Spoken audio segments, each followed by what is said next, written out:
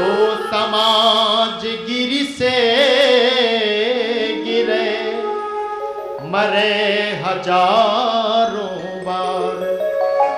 यदि समाज से वो गिर गया है तो जीवित रहते ही वो मर रहा है। सुंदर समझ गए अर्जुन। अर्जुन ने मस्तक से मणि को निकाल करके और धक्के दे करके शिविर से बाहर कर दिया। अश्वत्थामा ने प्रतिज्ञा कर ली, अब तो मैं तुम्हारे कुल का दीपक भी नष्ट कर दूंगा।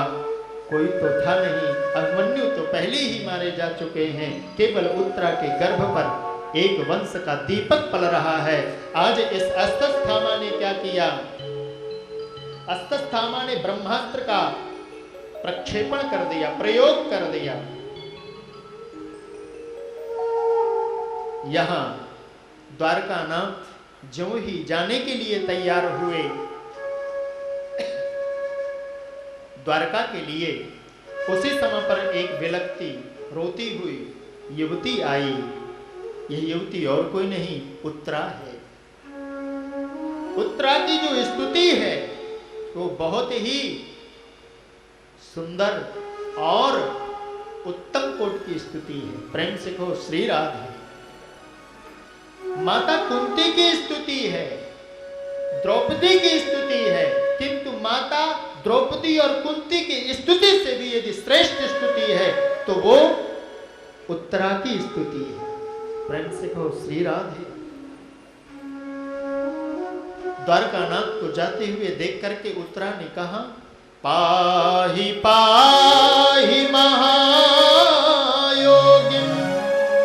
देव देव जगत्पते नान्यं तद्भयं पश्य यत्र मृत्युः परस्परम्।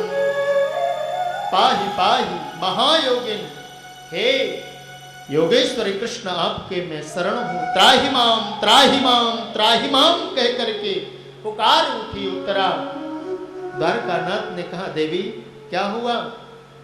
उत्तरा ने कहा, प्रभु मुझे मरने का भय नहीं है, किंतु मेरे उदर पर पल रहे बालक की रक्षा करने का जो आपने संकल्प लिया था कि मैं पांडव वंश की रक्षा का संकल्प लेता हूं, मैं पांडव वंश की रक्षा करूंगा, आज उस पर विपत्ति आई हुई है। हे नाथ, कोई मुझे अंदर ही अंदर जलाए जा रहा है। भगवान ने एक मिनट के अंदर ध्यान किया और ध्यान करते ही समझ गए द्वारकानाथ, और समझ करके उत्तरा से कहा, बेटी एक काम करो, मेरे जरा अंगूठी की ओर देखो। अंगूठी की ओर देखते ही और अंगुष्ठ मात्र रूप बना करके उत्तरा के गर्भ पर श्री ठाकुर जी प्रविष्ट हो गए। और प्रविष्ट होकर के एक दिन नहीं, 2 दिन नहीं, 9 माह पर्यंत गर्भगत शिशु की रक्षा की गोविंद ने। आप कहेंगे गर्भ पर भगवान रक्षा करते हैं? बहुत ध्यान से श्रवण करना, गर्भ पर गोविंद ही रक्षा करते हैं, उसके अतिरिक्त और कोई रक्षा नहीं करता है। देखो बहुत सी माताएं जो हैं वो मांस का भक्षण करती हैं कि नहीं करती? बहुत करती हैं। जो राक्षस प्रवृत्तियां जिनकी वो करती हैं, और उसी गर्भ में एक मांस का पिंड ही तो है, वहां कोई स्टील की दीवार तो खड़ी नहीं है। जो जठराग्नि वो मांस को पचा करके राख कर देती है, और वैसा ही मांस पिंड पेट के उदर के अंदर है, उसका वो कुछ भी जठराग्नि नहीं बिगाड़ती है। इससे विश्वास करना पड़ेगा कि गोविंद ही गर्भगत शिशु की रक्षा करते हैं। पाहि पाहि महायोगिन देव देव जगत्पते नान्यं तद्भयं पश्य यत्र मृत्युः परस्परम्। हे नाथ, मुझे यदि भय लगा तो आपके संकल्प का भय लगा, आपके कहीं संकल्प की अवहेलना न हो जाए, इसलिए उत्तरा ने गोविंद के चरणों पर प्रणपात किया। प्रणपात करके गोविंद ने गर्भगत शिशु की रक्षा की है और भगवान द्वारिका पधारे हैं। द्वारका पधारते समय जो ही गोविंद जाने के लिए हुए द्वारका, उसी समय पर माता कुंती आकर के खड़ी हो गई। प्रेम से कहिए श्री राधे। माता कुंती ने गोविंद को जाते हुए देखा और देख करके कहा, आज बुआ ने बात नहीं की, आज बुआ ने दोनों हाथ जोड़ लिए। जाते हुए बुआ कहती हैं, नमस्ते पुरुषं त्वाद्य ईश्वरं प्रकृते परम अलक्षयं सर्वभूतानां अंतर्बहिर्वस्थितम्। गोविंद ने बुआ के जुड़े हुए हाथों को देखा तो बुआ से कहा, बुआ एक बात बतलाओ, ये उल्टी गंगा क्यों बहा रही है? भतीजा जो होता है वो बुआ को प्रणाम करता है, पर आज तो बुआ भतीजे को प्रणाम कर रही है। बतला बतला क्या बात हो गई? बुआ बोली, सुनो, आज मैं सब पहचान गई, आप हो कौन? आज दिन तक नहीं पहचानी थी, पर आज मैं पहचान गई। प्रेम से कहो श्री राधे। अच्छा बुआ, क्या पहचाना? बुआ आपको जान सकता है? अरे देखो भाई, एक जादूगर होता है ना, है? और जादूगर का जो जमूड़ा होता है, वो जादूगर की सारी बात को जानता है। तो आज मैं यह जान चुकी हूं कि आप हो कौन? आप ईश्वर हो। अच्छा अच्छा बुआ, तो मैं ईश्वर हूं, तो एक काम करो, ईश्वर से कुछ मांगना हो तो जल्दी ही मांग लो। नहीं नहीं, आप शांत पूर्वक खड़े रहो। आप केवल ईश्वर ही नहीं हो, कुंती कह रही है आप और कौन हो? कृष्णाय वासुदेवाय देवकी नंदनाय च नंद गोप कुमाराय गोविंदाय नमो नमः। आप जो हो ना, आपने ठीक कहा, आप मेरे भतीजे हो।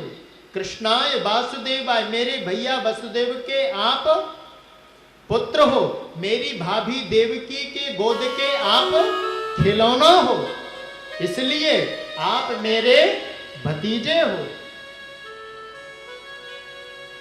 नंद गोप कुमाराय नंद गोप कुमाराय गोविंदाय नमो नमः। आप ग्वाल बालों के, ब्रजबामाओं के एकमात्र प्राण वल्लभ हो, इसलिए आपको मैं प्रणाम कर रही हूं। बुआ, प्रणाम करके करना क्या चाहती हो? कुछ मांगना चाहती हो? बुआ ने कहा, मांगूंगी तो मैं पीछे, जरा आज मुझे अपने हृदयगत की बात को कह लेने दो ना। अच्छा अच्छा बुआ, मैं शांत खड़ा हुआ हूं, आगे कहो क्या कह रही हो? बुआ जी कहती हैं, नमः पंकजनाभाय नमः पंकजमालिने नमः पंकजनेत्राय नमस्ते पंकजांघ्रे। हे कमल नयन, आपके जो चरण कमल है वह कमल के सदृश है। यह कमल शब्द को उपमा दे करके कुंती क्यों संबोधित कर रही है?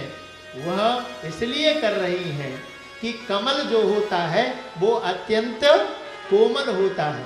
और एक बात का ध्यान देना, कमल कहने का कुंती का भाव यह है कि हे नाथ, आप कमल के सदृश हो। कमल कब प्रस्फुटित होता है, कब खिलता है मालूम है आपको?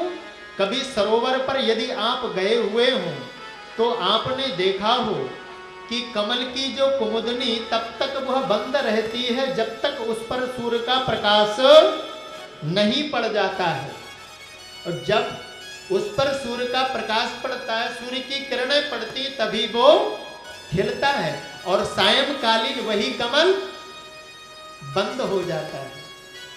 जब तक भक्त का भाव गोविंद पर नहीं पड़ा है तब तक गोविंद खिलता नहीं है। आज अपने भावों की एक एक भावुक्ति देकर के गोविंद को खिला रही है मां कुंती। एक बात कहना चाहती हूं द्वारकानाथ, आपने इस अबला कुंती की कितनी रक्षा की है, उतनी रक्षा तो आपने अपने मैया की और पिता की भी नहीं की है जितनी कुंती की रक्षा की है।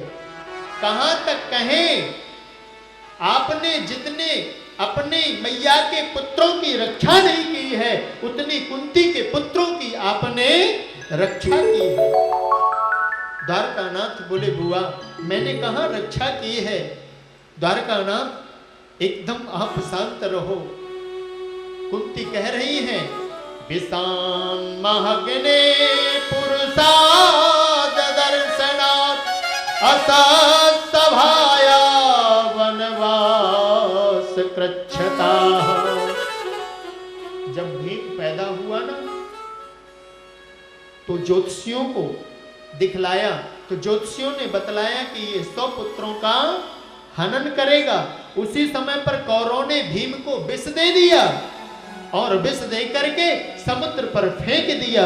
महाराज वहां पर विषों ने, नागधरों ने, नागों ने उसको काटा तो विष से विष समाप्त होता है। समाप्त हुआ, चलते चलते नागलोक पहुंचे, वहां पर वासुकी विराजमान थे।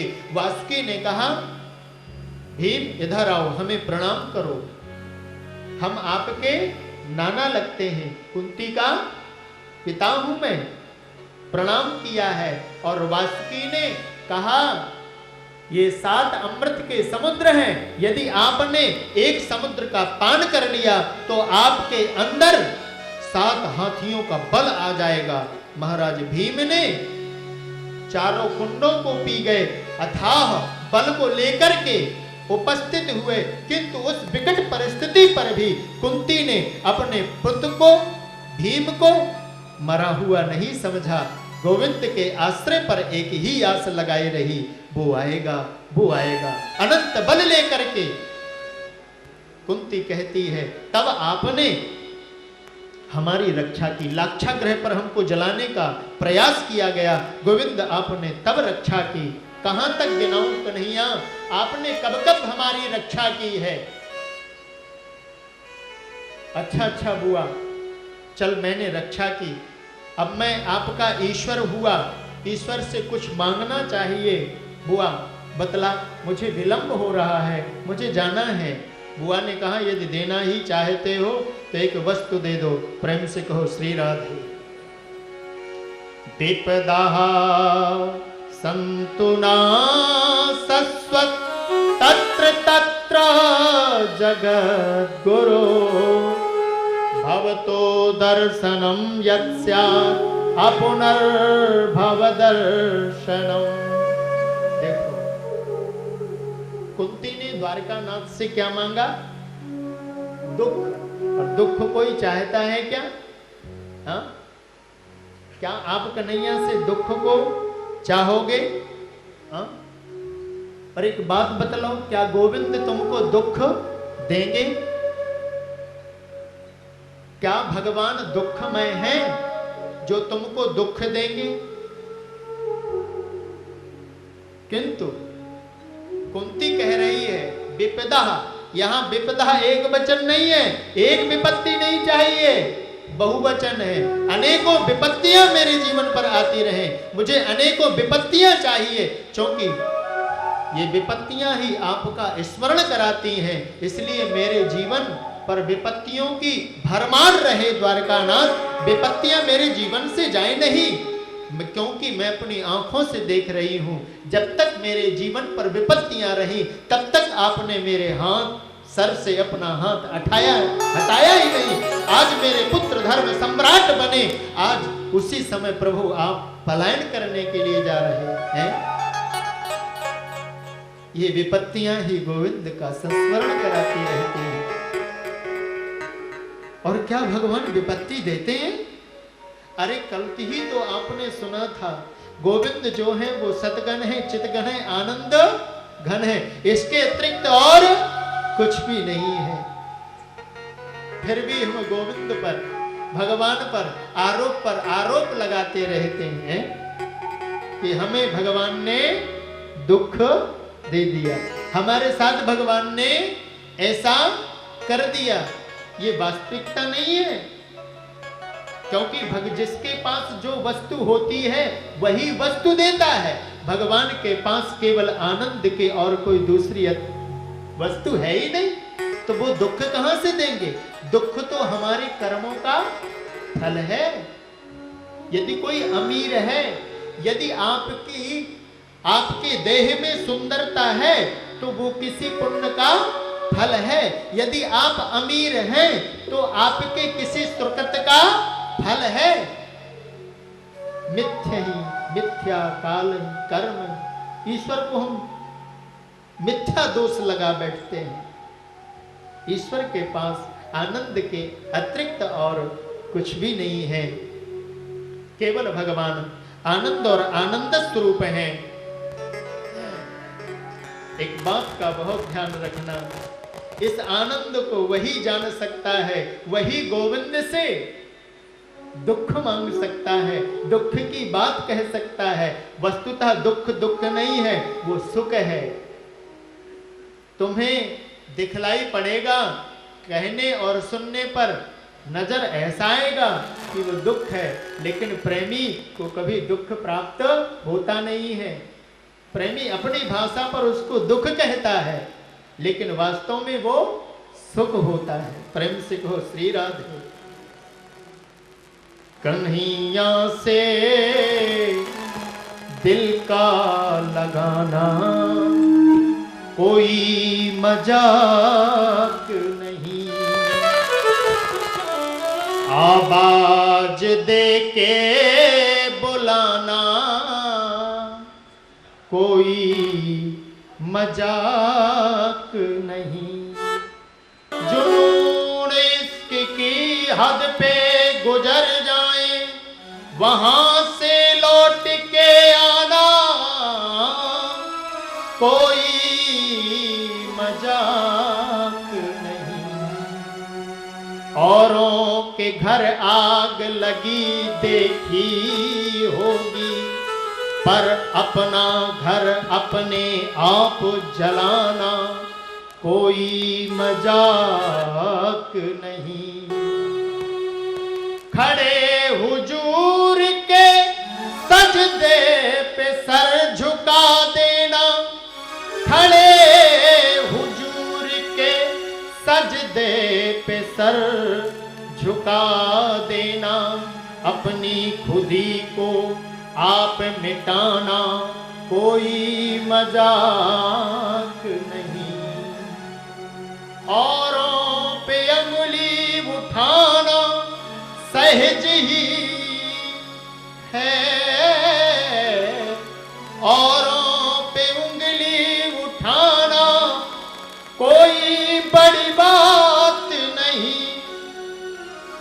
सबकी बातों को सह जाना कोई मजाक नहीं। घर में रहकर भजन करना कोई बड़ी बात नहीं। सब घरवार को लुटा देना कोई मजाक नहीं। कन्हैया से दिल का लगाना कोई मजाक नहीं। माला जपना सुमिरन करना अच्छा ही तो है। माला जपना सुमिरन करना अच्छा ही तो है, पर वृंदावन बस जाना कोई मजाक नहीं। भैया अपनी तादाद में स्थिति कुंती जैसी हमारी बने, कथा का एक ही संदेश से एन प्रकारेण गोविंद से हमारा संबंध जुड़ जाए। महाराज द्वारकानाथ द्वारका पर पधारे हैं। वहां पर कुर नारियों ने द्वारकेश ये जाते समय अट्टालिकाओं पर खड़े होकर के पुष्प वृष्टि की है। प्रासाद शिखरारूढ़ा कुरुनार्यो द्रद्रक्षवः बभ्रुषुः कुसुमयी कृष्णम प्रेम बीड़ा स्मृते क्षणम। हंस करके पुष्प वर्षा करके द्वारकानाथ को विदाई दी है। भगवान द्वारकानाथ द्वारका पहुंचे हैं और वहां पर सर्वप्रथम द्वारकानाथ ने पहुंच करके क्या किया, बहुत ध्यान रखना। प्रविष्टस्तु गृहं पित्रो परिसंका समात्रभे बवंदे शिरसा सप्त देवकी प्रमुखा मुदा। सर्वप्रथम प्रवेश करके द्वारकानाथ ने अपने माता पिता के चरणों पर प्रणाम किया है। महाराज यहाँ परीक्षित का जन्म हुआ है, सूचना प्राप्त हुई है, नामकरण किया है। परिता इच्छिताति परीक्षिता। जब इनका जन्म हुआ, परीक्षित का जन्म लेते ही महाराज ये चारों तरफ देखने लग गए। क्या देखने लग गए? किसको देख रहे थे? अरे वो दिखलाई नहीं पड़ रहा है, जिसने गर्भ में रूप दिखलाया था वो रूप तो कहीं दिखलाई नहीं पड़ रहा है। कोई मैया अपनी गोदी पर लेती तो परीक्षित घूंघट से अंदर ऐसे देखते, फिर अपनी आंख बंद कर लेते। ये वो नहीं है जो मेरे पास पे था। इस क्रिया को देख करके ऋषियों ने इसका नाम परीक्षित रख दिया। देखो एक बात का बहुत ध्यान रखो, परीक्षित का जन्म जो महान क्यों बना? प्रेम से कहो श्री राधे। परीक्षित का जो जन्म महान क्यों बना? वो इसलिए बना क्योंकि यह जन्म लेते ही गोविंद की खोज करने लग गए। और आज हमारे बालक का जन्म होता है तो पहली ही चिंता नौकरी की चालू हो जाती है। प्रेम से कहो श्री राधे। गोविंद का तो चिंतन होता ही नहीं है, व्यवसाय की और नौकरी की पहली इच्छा चालू हो जाती है। प्रेम से कहो श्री राधे। किसी घर पे बालक पैदा हो और फिर हमारे पास आवे और पूछे महाराज या के आप नक्षत्र बतलाओ, या के आप ग्रह बतलाओ कैसे हैं। हमने कहा मैया बहुत बढ़िया हैं। अरे रे महाराज एक बात तो रही गई। क्या? आगे कुछ नौकरी वोकरी करेगा कि नहीं करेगा? हमने कहा मैया अभी तो तेरी गोद पे है, पहले तो नौकरी आप करो फिर ये नौकरी करेगा। अच्छा महाराज करेगा ना? हमने कहा मैया बिल्कुल करेगा, निश्चिंत रहो। तब महाराज जाकर के, जन्म हुआ ही नहीं, अभी जन्म हुआ है, उसकी चेतना शक्ति विकसित नहीं हुई है, पर अपनी चेतना शक्ति उसमें प्रविष्ट कर दी है। बहुत ध्यान रखना, आप अपनी यदि चेतना शक्ति को सात्विक बनाकर रखेंगे, पॉजिटिव बनाकर के रखेंगे, तो वह शक्ति आपके संतति पर भी आएगी। इसलिए मातृगर्भ पर और उसके शैशव काल तक, जब तक उसका बचपन होता है, तब तक माता पिता